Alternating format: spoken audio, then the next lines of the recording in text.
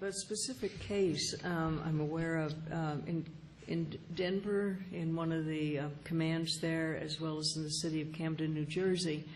They're working on their body camera policy, their SOP, and it's the citizens that are starting the policy development, which is, totally, flip side.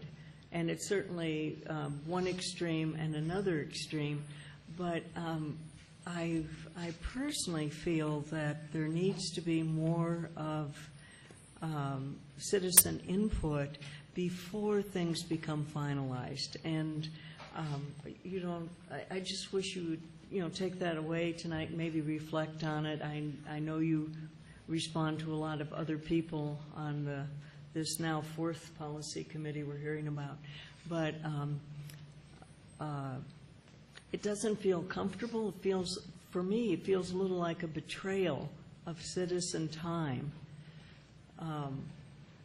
That's, that is how it feels to me. Well, please understand, Madam Chairman, Ms. Brown, the voice of citizens is also being represented through the Department of Justice and their team of highly qualified and talented attorneys.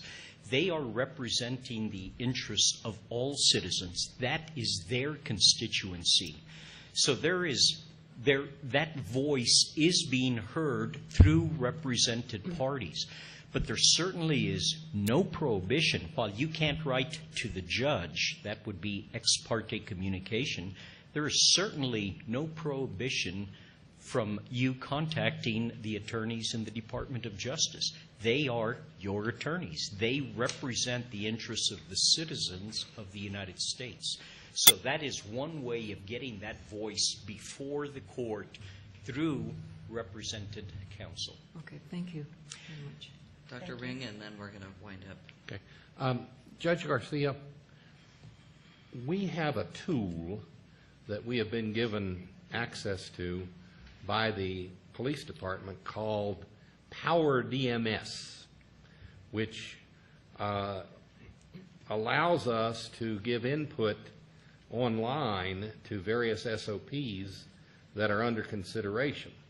Apparently, that privilege is given not only to each of us as individuals, but to virtually every officer in the department. And I often see that, it's been viewed by 454 officers, and 393 have said yes, and 40 have said no, or whatever. And I've often, participated in that and submitted written input and so forth and so on. You look puzzled when I said that. Well, I'm not familiar with the term, but I do receive recommendations and comments from two sources. One, through the APOA, the association representing the police, and if you have 472 people who have looked at that, many of whom are officers, they have their voice. They express their opinion through the APOA, who then submits specific objections to policy language and or recommendations to me. While they may not say this comes via the power tool.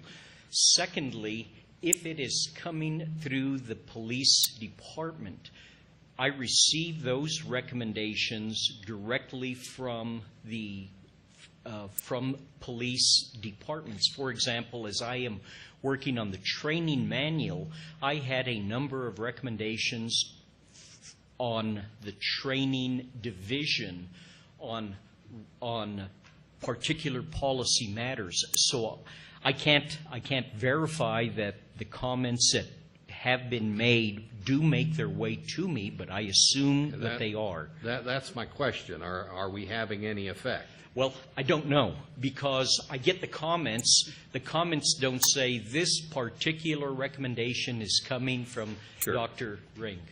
No problem. Second part of my question has to do with the training side.